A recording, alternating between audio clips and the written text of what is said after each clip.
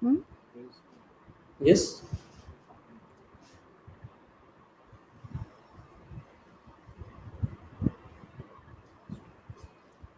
Okay, so we are live now. Yeah. Good afternoon, everyone. This Sunday, Lit Infinite Journal presents a guest talk on humor in PG Wodehouse by Dr. Kuldeep Singh K. Mohadikar. We welcome Sir to our talk. Dr. K. K. Mohadikar is an associate professor of English in Mahatma Phule Arts, Commerce, Sitaramji Chaudhary Science College, Warud. He holds an MA degree, a PhD, and he is also an MBA with HRM Yes. specialization. He has an experience of 20 years in teaching UG and PG students. His area of specialization includes fiction and translation. His complete research projects include UGC-sponsored minor research project entitled The Study of Structure in the Novels of Jane Austen and another UGC-sponsored project titled The Translation and Analysis of the Works of Marathi writer P. L. Deshpande into English. He has published 9 books and 55 research papers. He has been a research supervisor to 4 students who Six. completed PhD, 6 students Six. uh, uh, who completed PhD under his supervision, and 2 are, I think, in the process of submission. He is also a member of BOS SGBAU Amravati. So we welcome Dr. Kuldeep Singh Mohadikar for our guest talk today. Welcome, sir, to Lit Infinite Journal's guest talk. Thank you. Thank you, madam, for giving me this opportunity here. So I will just start my talk, not wasting time. I will just concentrate on the topic which we have discussed, that is humor in P.G. Wodehouse. So Pelham Granville Woodhouse, he was called the English novelist and humorist. I am audible. Am I audible? Yes, sir, you are audible. You Okay. are audible. He is the English novelist and humorist, and he was born in Guildford, Surrey, England, in October 15, 1881. Woodhouse is always pronounced Woodhouse wrongly, though he is Woodhouse. So his spelling is WOOD. Many are spelling him as WOODHOUSE, but he is Woodhouse actually, and his nickname is Plum. So is popularly known as Plum, and people like me who are constantly reading Woodhouse, they are known him as Plum. I will not go into the definitions of humor and the kinds of humor. I will just, and don't expect that there will be a great laugh. I will just be concentrating on the aspect and the way Woodhouse was writing and what kind of works he has written, the great body of works he has created. And the purpose of this talk is just to introduce so many people who are reluctant till today to read Woodhouse, to make them aware of Woodhousian world, that how beautiful this world is. Otherwise, humor can occur from such little situations. For example, madam asked me the time of 7 p.m. in the evening, but I chose this time 12 p.m. in the noon. She can ask me why exactly this time. There can be a beautiful lunch. It can create a humor. From so many little situations we can have humor. Even while online lecture, there are little humor we can create. In between we are asking whether I am audible, visible. It can create a humor or a laughter. Somebody who is standing there in London and waiting for the bus, and one girl comes there, and the Indian man who wants to go to Glasgow, and he wants to ask that girl, and he can ask him because he's not so fluent in English, but he can ask that girl, madam, whether you can you go, I go, bus go, Glasgow. Such little incidents can create a humor. I cite here again example of humor. One Henry and Laurel, they are sitting on the bank of the river. After so many times they meet and they are doing their favorite job of fishing there. And Laurel is surprised and shocked to see Henry, and he thinks that there is some changes in Henry, and he says that, oh Henry, there were big jungle on your head some years back, and now there is remnants of some bushes left. Means he's talking about the hairs actually, so it can create a humor there, and there is little path going through that bushes. And he tells in reply to Laurel that, oh Laurel, you were having such a great mustache some years back, but now there are whiskers only like cat. So from such situations, the humors are created. And Woodhouse was very brilliant in creating humor in such situations. So Woodhouse, I will take this. I will like to again make a little humor that it was Devil's influence that he joined banks. Man, in the beginning, he worked as a banker in Shanghai and Bangkok. Means it was actually a Devil's influence on him. And then I will say that it was God's influence that he left those jobs and he became a full-time humorist in London English Post, and he started his career as a humorist with the column By the Way. And then he started the series of school stories to a magazine for boys. He was signed up there as a humorist in Saturday Evening Post, but he sold his serial later on to Saturday Evening Post. His first stories, mainly for school boys, display imaginative fertility in the creation of absurd situation. And his first character, which he created, is Smith. It is P is silent, Psmith. Smith, his first comic character, which was created in 1910. Then he went on starting his most characteristic work, which began in 1924. It was called as Inimitable Jews, and Woodhouse is also known as Inimitable Woodhouse. And his owner, Bertram Wooster, and Jews is his valet. And the series became very popular among the readers. And then he came up with Mr. Mulliner, the narrator of Tall Tales of Aristocracy. And then comes the absent-minded Emsworth from Blandings Castle. Then he completed the cast of major characters after that, and he then wrote in a rapid succession a great number of delightful novels and short stories. He was one of the British writers we could use American who could use American and English characters. So P.G. Woodhouse created Jews, the quintessential butler. The highest reach of humor is found in such characterization as turns on the variety of life itself. Here, humor and pathos blend into what belongs to the most sublime reaches of literature. Such humor is universally shared. So the popularity of Woodhouse, I will say here that among Indians is twofold. How it is twofold? One, his readers do not have to identify with any of his characters.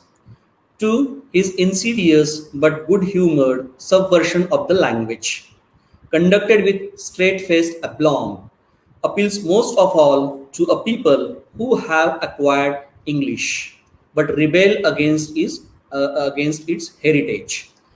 With Jerome Kern, again, whom he had met in England, and with Bolton, Woodhouse worked on musicals. You can imagine, he also worked on musicals for the Princess Theatre starting in 1915.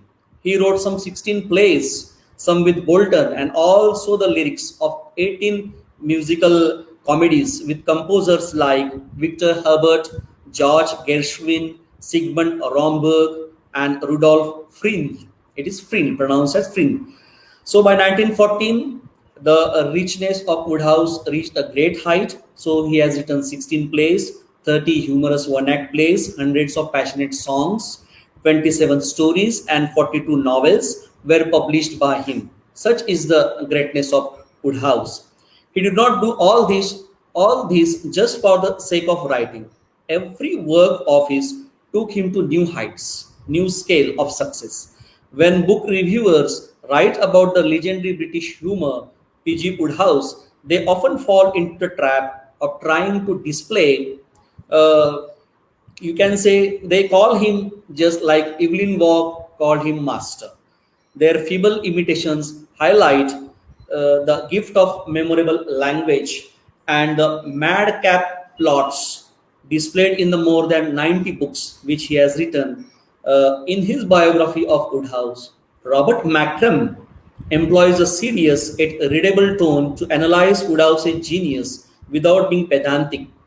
Woodhouse was enormously popular and well compensated for his books and song lyrics. So he began his career in 1902 and till his death on the Valentine's Day in 1975, he continued with his work. Woodhouse created an alternative yet enduring universe of bossy aunts, private clubs, country estates, and eccentric characters such as the newt-loving Gussie, Finn Knottle, the nerve specialist Sir Roderick Glossop, his terrifying daughter Honoria. Honoria, there are a lot of quotes we can I will utter later on, which relates to Honoria's humor. I liked it most while reading the Woodhousean literature.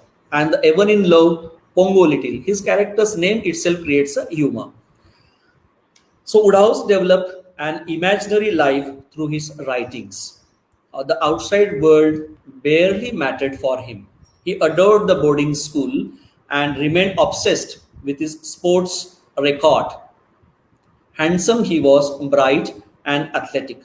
Woodhouse showed academic promise, but his father would not pay him to attend the college. Therefore, he left the college immediately and joined the banks in Shanghai and Bangkok, as I have already mentioned in the beginning. Woodhouse hardly referred any humor related to First World War, but he did acknowledge the Edwardians' fatal nonchalance towards the gathering European crisis in Jews in the springtime. And there then occurs a humor, and that is the first reference which I got related to First World War. It goes like this: that how is the weather, Jews? Exceptionally clement, sir. Anything in the papers? Some light friction threatening in the Balkans, sir. Otherwise, nothing. So the humor is created here in these lines from the Jews in the springtime, which refers to the World War, First World War. Means people are thinking that whether he has not created any humor related to First World War, but I got only such two, three references. While no English language writer can truly be said to have a mass following in India, people say that there is a great mass following in India for P.G. Woodhouse. But as we have discussed before starting this talk, that people are still not aware of Woodhouse in India, though many claim that Woodhouse is having great mass following in India. Woodhouse has maintained a general rather than a cult audience in India. Unlike others, he has never gone out of fashion. This bewilders those who think that nothing could be further removed from Indian life. Means they only think that India is having just poverty and political intensity than the cheerfully silly escapades of Woodhouse's decadent Edwardian young men in spats. Some foreigners have seen in Woodhouse popularity a lingering nostalgia for the Raj of Kipling era, means Rudyard Kipling, who has created the Mowgli of Jungle Book.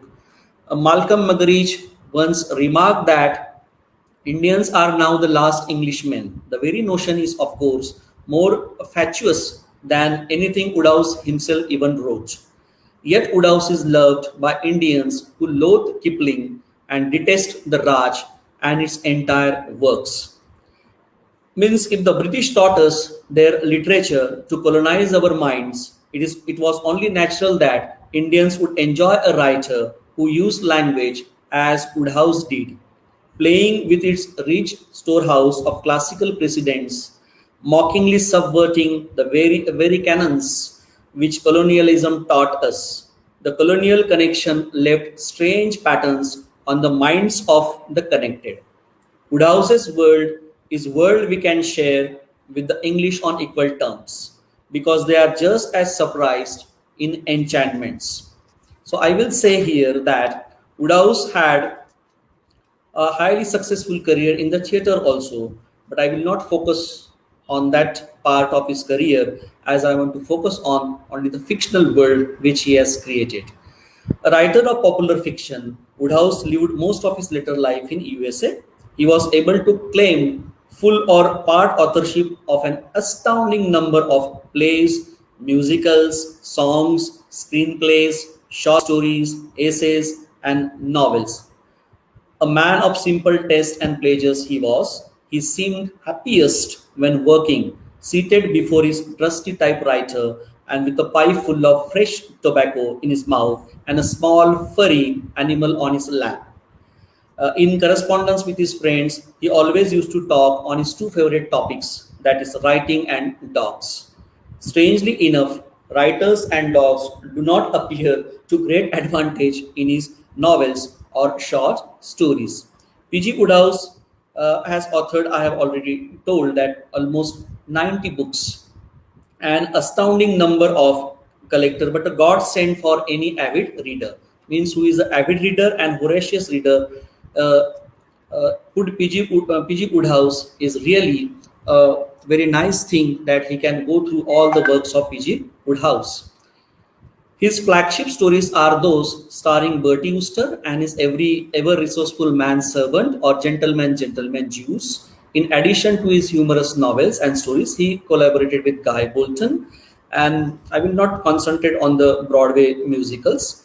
His world consists of sniffily disapproving aunts, stern and gooseberry-eyed butlers, impatient uncles, sporty young girls, natty young men who throw bread rolls in club dining rooms, yet blush and stammer in the presence of opposite sex. All this may be taken as evidence of a man stuck in a permanently pre-pubescent childhood, were it not for the extraordinary, magical, and blessed miracle of Woodhouse's prose, a prose that dispels doubt, much a sunlight dispels shadows, a prose that renders any criticism, positive or negative, absolutely powerless and frankly silly. So, so we can come to I will not say, but I will come to the conclusion here. The function of humor is always effort to relieve from strain or constraint or to release excess tension. So, laughter occurs when a person has experienced heightened arousal but determines that the stimulus is safe or unconsequential. Comedies have been classified according to their reliance on situations, manners, or characters. If a fly settles on a belly of a horse, it causes a ripple of muscle contractions across the skin. It is equivalent of squirming in the tickled child. But the horse does not laugh when tickled. The child not always laughs. The child will laugh only, and this is the crux of the matter, when it pursues tickling as a mock attack. A care is in mildly aggressive disguise. For the same reason, people laugh only when tickled by others. Means it is not expected that it should be a ha ha laughter should be created, but it can be a ha ha laughter can be created. People laugh only when tickled by others when they tickle themselves. So I will like to concentrate on mostly on the humorous works and the characters here. Woodhouse is probably best known as the creator of Jews, that is unfailing, unflappable valet, and the gentleman Bertram Wooster of Drones Club, a young man of independent means but somewhat questionable intellect. Also very popular are the stories from Blending Castle involving Lord Emsworth and his prized pig, the Empress of Blandings. Other prominent characters who appear in the Woodhouse canon include Smith, Eucrich, Pongo Twistletons, Uncle Fred, and endless host of fascinating young women and hopelessly smitten young men, along with the occasional threatening elder aunt Agatha, whose bark is invariably worse than her bite. Means she yells always and she scold always. You can say, and she's in a scolding mood always, and therefore it is said that whose bark is invariably worse than her bite. Some critics say that Woodhouse was the finest comic writer since Shakespeare. He had splendid timing, just the right amount of erudition, and a marvelous way with words. He used to play with words, people say. I also say. And Sri Tanvi madam will also agree because she has also gone through some of the works of P.G. Woodhouse. He fine tuned the art of humor both in plot and characterization. Jews made his first appearance in 1917 in the short story Extricating Young Gussie. In the stories and novels of P.G. Woodhouse, Reginald Jews in Bertie Wooster's Valet and the namesake of the series of books about him and his employer. As with all of Woodhouse's male domestic servants, Jews is always known by his surname. Only in one story, one novel, I will say, Much Obliged Jews, he is called with his name Reggie.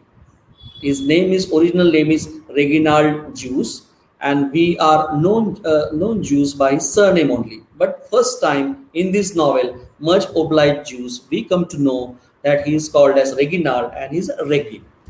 Contrary to popular belief, Jews is a gentleman, not a butler, though Bertie lands him out on several occasions to serve in that capacity and notes in typical Woodhousian terms that I quote. Again, I will concentrate now on all the humorous quotes and even humorous lines now. If the call comes, he can battle with the best of them. I don't know whether I will again quote it. If the call comes, he can battle with the best of them. Therefore, I was thinking to go with the screen, but okay. If somebody understand it, it's very nice, the humor, and if you can go with the recorded version of this talk, and you can just listen to the humorous lines and try to understand the lines which I have quoted, humorous lines which I have quoted. You will enjoy it because in such a pandemic situation, Woodhouse is the great relief to everybody. Means I would have suggested it some 1.5 years before if I would have talked on Woodhouse. I am telling to many of my friends that you go through the works of Woodhouse. It will really give you the relief in such a pandemic situation, either in such a worse situation that we are living in. Jews is well known for his convoluted speech and for quoting from the plays of Shakespeare and famous romantic poets. He has distinct opinions about certain items that Bertie adopts, such as his moustache, handkerchiefs with initials, then straw boater on alpine hat, or purple socks. Should Jews express his disapproval for an accessory of Bertie's, as for example, the banjo in Thank You Jews, their very first novel? It is certain that Bertie will dispose of it some way or another before the end of the story. Jews is a member of the Junior Ganymede Club, a club for butlers and valets, in which club book it is written, the guideline is given that all members must write down the wrongdoings of their employers. Means they should always write what wrongdoings their employers are doing. So Woodhouse's genius, we can say, in the Jews and Wooster canon lies in his complete realization of Bertie as a first-person narrator. So Bertie Wooster is always first-person narrator. He tells the story and how Jews always saves him from many problems in which he is. Almost all the other stories depend on standard impersonal narration. The particular joy of Jew story comes from the delicious feeling one derives from being completely in Bertie's hands. His apparently confused way of expressing himself both reveals his character and manages somehow to develop the narrative with extraordinary economy and life. Since the Jewish stories often lead one from the other, he needs to repeat himself, which he manages to do with great ingenuity. He is called upon more than once, for example, to remind the reader about the dreaded daughter of Sir Roderick Glossop. The following example can show you the Bertie's way with Victorian poetry. So I quote, I once got engaged to his daughter Honoria, a ghastly dynamic exhibit who read Nietzsche and had a laugh like waves breaking on a stern and rock bound coast. So I repeat it again so that if anybody is listening seriously, they will understand the humor coming out of this quote. I once got engaged to his daughter Honoria, a ghastly dynamic exhibit who read Nietzsche and had a laugh like waves breaking on a stern and rock bound coast. Another description of precisely the same characteristics in Honoria gives us a very Ustaskew picture of simile. Honoria is one of those robust, dynamic girls with the muscles of welterweight and laugh like a squadron of cavalry charging on a tin breach. So, this is the quote which I quoted here, the humorous quote. Sometimes Bertie's speech moves towards a form of comic imagery so perfect that one could honestly call it poetic. As a rule, you see, I quote here again, as a rule, you see, I am not lugged into family rows on the occasions when aunt is calling to aunt like mastodons bellowing across primeval swamps. The clan has a tendency to ignore me. The Udausian world is dated, but then it was always dated. It is basically Edwardian and went on barely changed. Apart from England, the only country in the world which truly loves and understands Woodhouse is India. Indian English is passionately in love with English grammar at its most formal. So many abroad are astonished at the extent of Udhause's success in India, though we feel that there are not so many readers of Woodhouse in India. Many are even reluctant to read Woodhouse. If I give any book to them that you read Carry On Jews of, or Code of Ulsters or Molina Speaking, they are reluctant from the because if they read first page, they say that we hardly understand anything. But you should go at least to five readings, then only you can be able to understand Woodhouse literature. His world may seem very far from contemporary Indian life, but that sensitivity to idiom and to the music of grammar are exactly what is so wonderful about him. Americans know Woodhouse from a highbrow television show that is Masterpiece Theatre and returns of earlier television versions of his short stories. Woodhouse is, apart from everything else, a grammarian of genius. Like Shakespeare or many of the greatest writers, Woodhouse is violently cavalier with English grammar. The dictionary says that window is noun, small is an adjective, Fred is a proper noun. Fred is a character which is Uncle Fred, which is created by Woodhouse. Shakespeare's Cleopatra sees herself not widowed, windowed in great Rome. Hardy has a figure which smalls into a distance.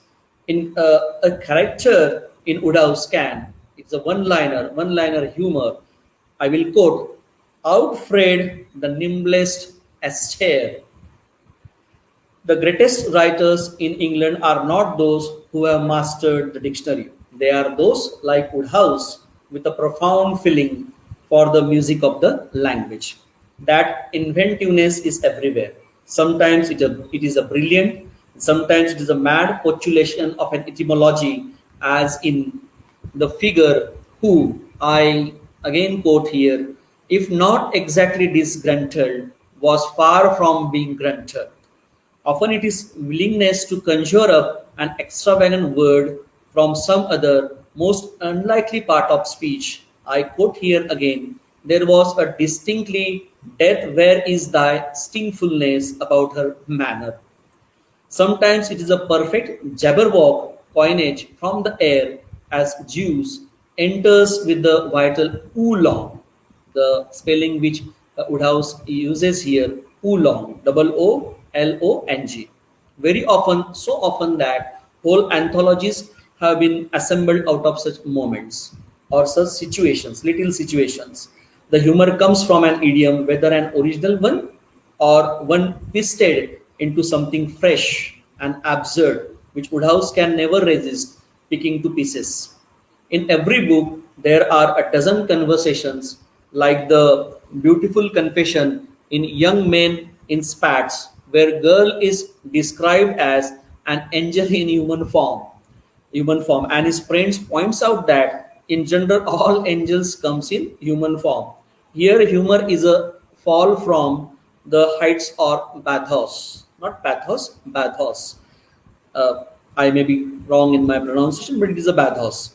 The genius comes in an inexhaustible stream of blood, vivid images, strange and hilarious and complex. The moment when eyes formed on the butler's upper slopes. I quote here again the humor, one liner it is, eyes formed on the butler's upper slopes. On the amiable Burke is one of the Molina stories, whose brain, had it been made of silk, would hardly have sufficed to construct a pair of cabin knickers for a canary. These exotic conceits, effortless and inexhaustible, deliriously funny, as they almost always as, are sown in a realm of poetry. Woodhouse's mastery is linguistic, for it is nowhere more dazzling than in the ways he uses the linguistic register. Woodhouse could not only use with complete assurance the appropriate and convincing register, that one never feels, even for a moment, that Bertie, Juice, Molina, Gussie, Madeline, or Emsworth have been saying anything inappropriate or unintended. So I quote here again, when Jews observes that Nietzsche is fundamentally unsound, or when Bertie discusses sports fascist party, the black shorts, in cheery tones, of course. And then again I quote here the humorous one-liner, look at the fightful ass sport swanking about in footerback, or Molina's nephew, Archibald, immediately before seducing a girl with his celebrated imitation of a chicken laying an egg, rapturously falls into Tennyson's Maud. These are moments not just of high comedy but of high poetry. Means they are comedy, but there is a feel that they are poetical. Over and over again, the conversational register is insanely broken, and there are quite a lot of funny exchanges of telegrams in the novels, but nothing to match Madeline Bassett under the impression that Bertie has invited himself along to woo her, and surely twisting knife und. It is fabulously, insanely inappropriate. Woodhouse is able to say exactly the wrong thing at exactly the wrong moment, and yet not break the spell but intensify it. There is a mystery about Woodhouse. In some of the novels, it can be seen how it is done and how he brings one to a pitch of absolutely delirious hysteria. This may be illustrated in the instance where Madeline Bassett says that the stars are God's daisy chain. Bertie interrupts to say urbanely that all this is perfectly wrought, they are nothing of the kind. Thus soaring to the heights of sublime, but from Bertie's point of view, ludicrous comparison lands with a third it is, with his remark. It is through Bertie's eyes and ears that we experience his stories, and yet we understand that he is not reliable narrator when it comes to grasping the situation of understanding another character. Like Uster, the reader relies on Jews for the truth and also for the unraveling of the complex plot, which he does in very mundane way. So Jews and Bertie's exploits are first collected in Carry On Jews.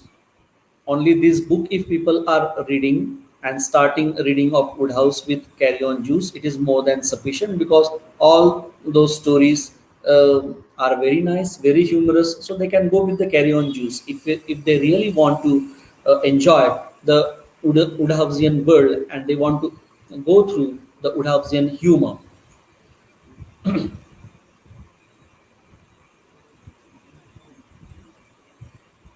So Jews takes charge, complains at the outset how Jews came under the employ of the feckless chump Bertie Wooster. Lots of people think that I am much too dependent on him. My aunt Agatha, in fact, has even gone so far as to call him my keeper. Well, what I say, why not? That man is a genius. That man is a genius. Jules is a genius. Bertie is more or less happily engaged to Florence Cray, a frightful blue stocking with a wonderful profile, who was, I quote, particularly keen on boosting Bertie up a bit nearer her own plane of intellect.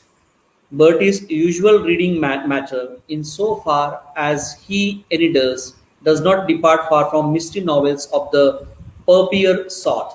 It is purpier, but Florence has him plowing through a book called Types of Ethical Theory, still seen sideways.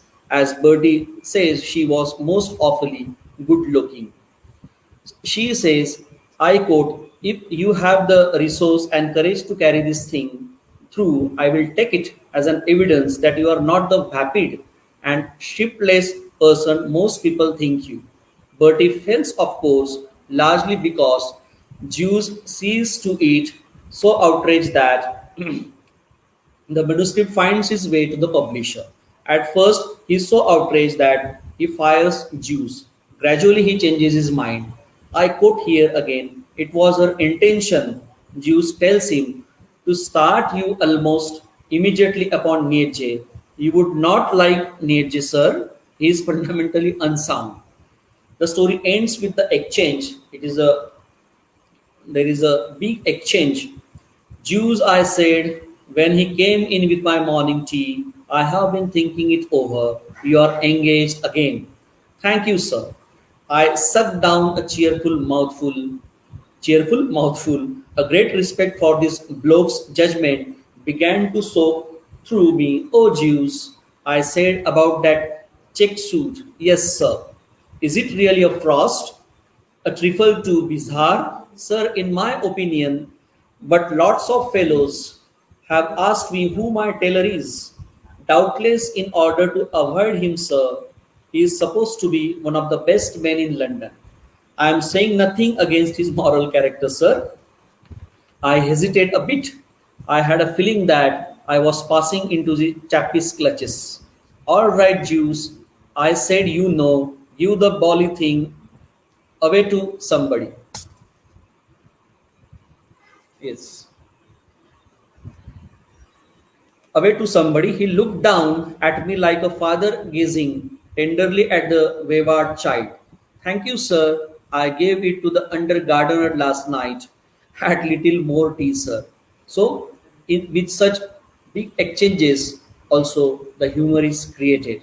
I don't know by uttering the quotes whether I have reached that point. What and that was my purpose to bring before you the beautiful, humorous lines of Woodhouse.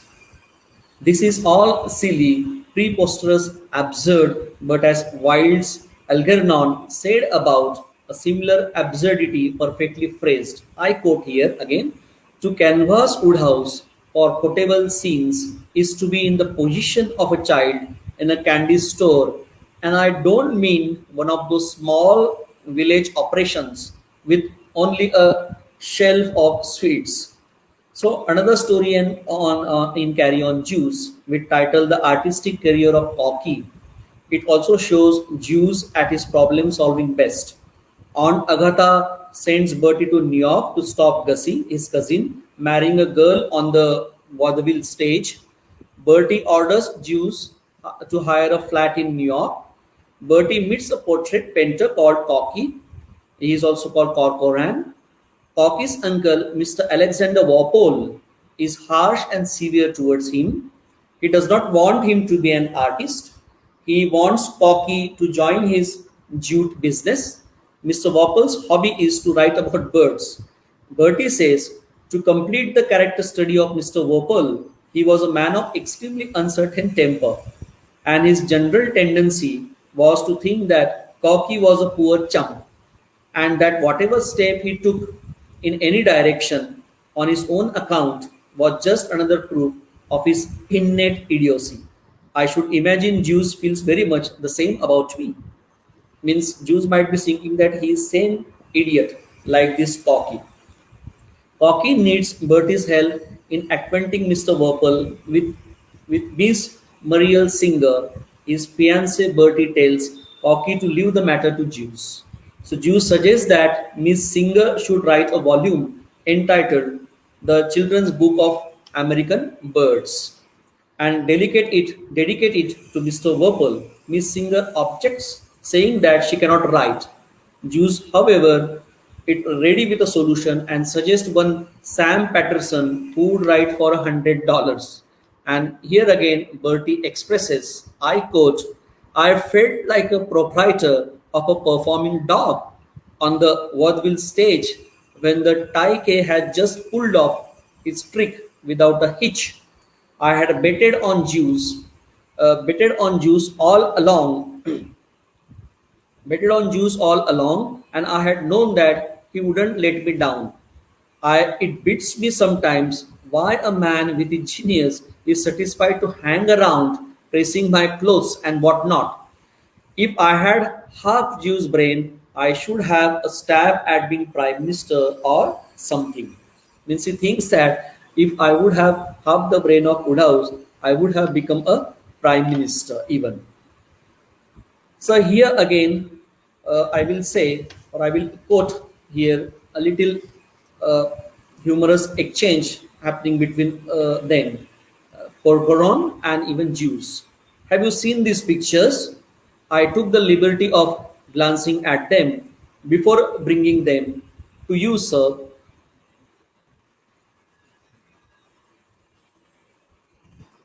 To you, sir. So before bringing them to you, sir, extremely diverting. They have made a big hit, you know.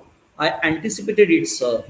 I leaned back against the pillows. You know, Jews, you are a genius. You ought to be drawing a commission on these things. I have nothing to complain of in that respect, sir. Mr. Corcoran has been most generous. So this is how it all ends for Bertie and Jews, and several of the incidents related become references in the later stories. The stories are obviously not as fully developed as the Jews' novels, but each one is a satisfying bite. A unique feature of Carry On Jews is the last short story written with Jews as the narrator. So it is the only story where Jews narrates. Otherwise, we have seen Bertie always narrates the stories. He is always the narrator. Books are written with Bertie as the narrator. This one does not flow as smoothly as Bertie's own narrative style, which we are most used to, but it makes interesting reading for dedicated Woodhouseian fans or Woodhouse fans. Another fine example of Jews' reserved played off against Bertie's copious flow is the great scene in The Code of Oysters. This is another book, The Code of Oysters, in which both characters are trapped in Stiffy Bungham's bedroom by the dog Bartholomew. It is unusual to find Jews in an undignified posture, but this is exactly the state. The dog Bartholomew reduces him to perched on top of the cupboard. Bertie is crouched on the chest of drawers. I quote here, are you afraid of a tiny little dog, Juice? He corrected me respectfully, giving it as his opinion that the undersigned was not a tiny little dog, but well above the average in muscular development. In particular, he drew my attention to the animal's teeth. I reassured him. I think you would find if you mere to make a sudden spring, his teeth would not enter into the matter. You could leap onto the bed, snatch up a sheet, roll him up in it, before he knew what was happening. And here we would be, yes, sir. Well, are you going to make a sudden spring? No, sir. So it may be observed that Bertie does all the work in the above episode. The joke is in the folly of his rescue plan, and beyond that, in the understated but clear designation of the relationship. Wooster is the master, Jews the servant, but Jews will not take orders inimical to his safety, and Bertie would not dream of clinching a proposal with a command. The relationship is always nuanced, so much so that when Bertie is another story hears Jews describes him to substitute valet as mentally negligible and is ready to leave all serious thinking to Jews. So Jews' savage frankness on the subject of Bertie's mental equipment is altogether.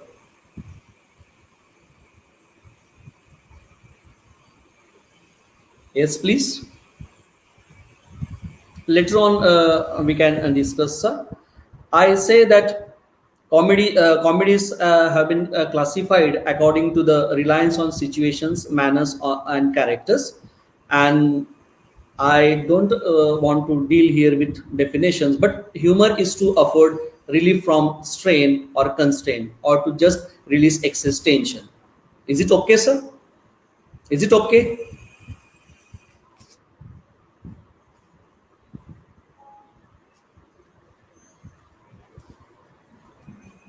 Sir, I think once the lecture is finished, we can take up the questions one by one then. Yes, sir.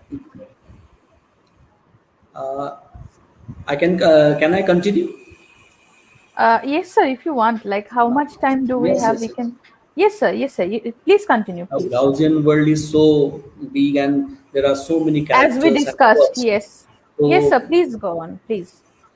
because at one place I went with hundreds of quotes for 2 hours almost, and that was a Udausian club of senior citizens, and they laughed and laughed. Actually, they understood humor of Woodhouse, and therefore they were knowing all the quotes there. So Yes. here, in such a limited period of time, there almost I have gone through I think 25 or 25 quotes, humorous quotes, Mm-hmm. Mm-hmm. and so I will continue Yes, for sir. some Please do time so. and I will Yes. end it. We will take the questions after the lecture is done. Jews describes him to substitute valet as mentally negligible and is ready to leave all serious thinking to Jews. Jews' savage frankness on the subject of Bertie's mental equipment is altogether too blunt a breach of etiquette. Woodhouse remarked that in Jew's story, every line has to have entertainment value, and the Code of Ustas is an excellent example of the structural complexity the writer strove for. He slaved at his plots. In one of his letters, he reports how he pinned up the pages of the manuscript on which he was working around his study. Those pages he thought inadequately energetic. He pimped up the pages of manuscript on which he was working around his study. So the following may be taken as an illustration of incongruity of humor. Bertie, the snail is on the wing and the lark is on the grass. Bertie says, remember Shakespeare, Jews? Jews, sir. Bertie says, winter's tale, Jews. Exit followed by the beer. This shows Bertie's low mental abilities, but also an ability to be an unwittingly witty. Zeus reads Spinoza, which Bertie thinks is a cheap mystery book like those he himself reads, and asks him whether the culprit was the butler as usual. This is an irony in two ways, for not only in Spinoza, as far cry from the suspense thrillers, Bertie Wooster is telling this to his valet, who also doubles up sometimes as his butler. So, not only a code of Worcester, or we can say the Jews world, but we can also go through the Smith's world, or you can say when we introduced to Ronald or Rupert Woodhouse was not quite sure Eustace Smith in chapter 2 of Enter Smith. He has fallen on hard times. Then here I quote from that Smith's story that Enter Smith. Nevertheless, the very tall, very thin, very solemn young man cuts a striking figure in his speckless top hat and a morning coat of irreproachable fit. He is on his way through a rundown neighborhood to visit the wife of his school friend Mike Jackson. A small maid of all work appears in answer to the bell and stops transfixed as the visitor, producing a monocle, places it in his right eye and inspects her throughout. Then I quote here, "A warm afternoon," he said cordially. "Yes, sir." But pleasant, urged the young man, "Tell me, is Mrs. Jackson at home?" "No, sir, not at home." "No, sir," the young man sighed. "Ah, well," he said, "we must always remember that these disappointments are sent to us for some good purpose. No doubt they make us more spiritual. Will you inform her that I called the name is Smith? P. Smith, sir? P. Smith, sir? No, no, no, no. It's Smith. I should explain to you that I started life without initial letter, and my father always clung raggedly to the plain Smith. But it seemed to me that there were so many Smiths in the world that a little variety might well be introduced. Smythe, Smythe, somebody were pronouncing him Smythe. I look on as a cowardly evasion, nor do I approve of the too prevalent custom of tacking another name on in front by means of a hyphen. So I decided to adopt the Smith. P is silent. The P I should add for your guidance is silent, as in thesis, psychic, and Ptarmigan. You follow me? Yeah, yeah, yes, sir, he says. You don't think, he said anxiously, that I did wrong in pursuing this course? No, no, no, sir. Splendid, said the young man, flicking a speck of dust from his coat sleeve. Splendid, splendid. So Lord Emsworth rouses Smith and brings him along to confront Baxter. So again, there is an exchange between Lord Emsworth. He arouses Smith and brings him along to confront Baxter. So Lord Emsworth adjusted his glasses and says, "Your face is dirty," he said, peering down at his disheveled secretary. "Baxter, my dear fellow, your face is dirty." "I was digging," replied Baxter sullenly. "What, digging?" "The terrier complex," explained Smith. "What not?" he asked kindly, turning to his companion.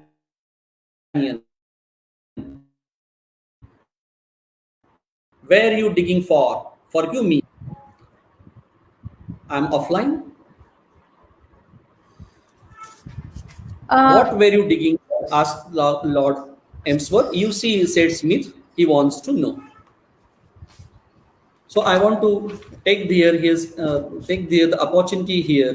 There are so many examples that I could have gone through, but as the I think it is almost 1 p.m. or 12:50 p.m. So I want to say here that had his only contribution to literature, means Woodhouseian contribution to literature, been Lord Emsworth and Blandings Castle. I'm not praising Woodhouse, of course, but I want to end this on this note that had his only contribution to literature been Lord Emsworth and Blandings Castle, his place in history would have been assured. Means only he would have written Lord Emsworth and Blanding Castle. Still, he would have been considered as a great humor writer. Had he written of none but Mike and Smith, he would be cherished today as the best and brightest of our comic authors. If Jews and Uster, as the best and brightest of our comic authors, had been his solitary theme, still he would be held as a master. If he had given us only "You Preach" or nothing but recollections of Molina family or a pure diet of golfing stories, he would have become a great. Sir Pelham Grenville Woodhouse, I will say, would nonetheless be considered immortal. That he gave us all those and more is our good fortune and my good fortune, and a testament to the most industrious, prolific, and beneficent author, even to have sat down, scratched his head, and banged out a sentence. we look for eccentricity, sexual wideness, family trauma, and personal demons in our great men. Woodhouse, who knew just what was expected of authors, was used to having to apologize for a childhood that was as normal as rice pudding and a life that consisted of little more than sitting in front of a typewriter and cursing a bit. Means, in this way, I will end by expressing my thoughts on Woodhouse, that how much greatness he has achieved. Yes, madam. Thank you so much, sir. I think I'm audible. That's I don't know whether the humorous quotes which I have quoted here, whether they have understood or not by the listeners, because No, of there course, was we a are technical. having the re-recording and the recording part for them, so that they can do. And I think they were so much engrossed in this enlightening feature of the lecture, because we are having certain questions here. One by one, I will take up the questions. 3 to 4 questions we are having. Through WhatsApp, we have One, questions also online. Okay, so sir, we are taking these questions one by one. The first question is by Megha Mazumdar. She has given in our Lit Infinite Journal WhatsApp. How would you say the hilariousness in Woodhouse's irony differs from or aligns with that of Shakespeare's? So, can we no, just take up anything hilarious of that sort? is Woodhouse's irony, I will say, but Mm-hmm. Shakespeare always brilliantly used his humor in the face of tragedy. My answer is that whenever there is a tragic situation, or he wrote with that purpose, but Woodhouse was totally a humor writer. You go through all his lines, through all his characters, you will feel that there are humors starting from his characters. But Shakespeare was having the purpose in creating comic situations. He just wanted to make a comic relief in the face of tragedy. That is my answer, madam, from my side. Okay, You said sir. that Thank you. hilariousness in Woodhouse is irony. Nice. Then Yes, next yes. question. We have the next question. She has One, asked Buddha Priya. one came about Yes, humor yes. and comedy, I Humor think. But, and comedy. but So that I was a very answered him. general. Yes, I yes, answered him between my yes, talk yes. that humor, just laughter occurs when a person has experienced heightened aroused. Sir, humor is to afford a relief from strain or constraint, but comedies, according they rely on situations, manners, or characters. That's the difference, sir. So, are you satisfied? In just one I line, I am describing it. Otherwise, if I go through the examples of comedies and humor, then again it will require more time. I think she has gone through your reply. She will reply. Buddha Priya. She will reply. We have one more question. This is the question from Swapnadeep Hazra. As a student of English literature and language, why should we read Woodhouse? Or rather, there is a typo error. Why do we First of need all, humorists? the question is from my side. You don't Yes. feel that in such a pandemic situation we need humorists like Woodhouse in our society?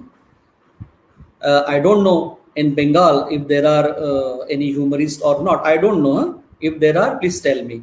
I will go through the readings of humors of those writers. We should read Woodhouse because to make ourselves uh, uh, released out of these tensions and frustrations which we are going through. I am relating to the pandemic situation only. Other than that, you can also enjoy Woodhouse. So, whether he is a student, I don't know, a student of English Yes, literature, yes. He is a I student. say He that has told. Yes. when, when my first confrontation of Woodhousian world is when I asked my teacher that, sir, how I should polish my English, how I should increase my word power. The answer from my professor was Takode sir, and at that time, uh, it is almost 30 years back. So he gave me the book which I still carry with me, Malina Speaking. That is now it has become yellow and dull now. The pages have become yellow. So he gifted me this book, Malina Speaking, and he said that, Mr. Mohadikar, you go through this book first, and then you read out other books of Woodhouse, and then you will be able to polish your language, and your vocabulary and the word power will increase, and your English will also become fluent. You go through the readings of that. Was my first confrontation of Woodhouseian world, and that's why as a student of English literature I suggest that you also start read Woodhouse for that purpose, which was told by my professor. I And think he's satisfied. and I think this is very relevant. How we are, if we are Yes, taking up all the different aspects of humor, how yes, they're extremely relevant. It's not just really. for reading See, Woodhouse from one here, single perspective. my point of focus was not the definition of humor and to understand Exactly. humor and comedy and just explaining the kinds of humor and the scientific point of view of humor. I just Mhm. wanted to concentrate on the humorous lines, quotes, the beautiful humor which he has created. That was Mhm. my purpose. Yes, we have one more question from Miss Anshuparni Biswas. She has asked, what can we say as Woodhouse's best known creations regarding the Code of the Woosters? Code of Mistress. So you Code can of go the through Woosters. Melina. You can go through Melina's character. You can go through Smith also. We cannot say that Code of it is a one book. Code of Ustas is a one collection only. There are so many books you can go through. You can go through The Pigs Have Wings. You can read Aunt Agatha's book, Aunts Are Not Gentlemen. It is very interesting. Then there is Melina Speaking. Then there is Spot Hunters. There are numerous series of books you can go through. The Code of Puster you have mentioned is only a one book of short stories, like Carry On Jews. Yes, so I think they were so engrossed that they were putting questions. They were going through this lecture, Very and nice. I'm so really very happy. interesting questions we are getting about humor, about the creation of humor. And sir, thank you so much. We are. This is the last. This was the last question that we had, and as we were starting the show, both of us we discussed how much remains to be done. So, Yes. would you like to conclude on any note, like which are those different perspectives from where we can really reinculcate a sense of reading PG Woodhouse, a new sense, or from which direction, not just about this humor, the society, the way that sometimes the simplest of the No, there things is that a carry much difference. significance. Actually, Hmm. there is a difference. Hmm. Some people may not agree, or some people may agree, because his target was aristocracy, aristocratic people and rich people. And as we discussed earlier about Marathi writer Pula Deshpande, so his target was common people, and those who are living in the chawl Hmm. life, those who are enjoying the chawl life. That was Hmm. that was his target. So Hmm. most of the people may not feel that he's just speaking about the aristocratic and rich people, but there are some instances which are related to common people, like the Jews, valets, and the drones club, and their we can say uh, their group their group of ballots, so that can relate to a common man or common people. So that's Okay. what I can highlight here. Okay. Another Thank you question is so much, from sir. the No, same we question, were I having the believe. I yes. have answered you. This is yeah. I have just hidden the questions because these four questions only we were having. If we are having any more question, I think people can send us to our mail, which is litinfinitejournal@gmail Yeah, dot com. So if you have any question for sir, if you want to get some more materials or you can also guidance ask or me on the links, WhatsApp, and there is yes, so much material with me regarding yes. Woodhouse. So sir can always guide you regarding the same. You can mail us. You can directly talk to sir and come up with your questions from our journal also. So, sir, it is time that we wrap up today's session. From Lit Infinite Journal, as the chief editor, I would like to thank you so much for your enlightening presence today. It was really, really a very enriching session about a topic that is not much talked about, that is not much taken into account. So it was really enriching getting you here. Thank you so much, sir. Thank you for coming. Thank you for giving me the opportunity. Thank you to Elite Infinite Journal, and I give you best wishes for your further endeavors to carry on the journal work. So I am thankful to you, ma'am. Thank you Okay. so much, sir. We are ending the session now. Thanks to our audience. We are ending the broadcast now.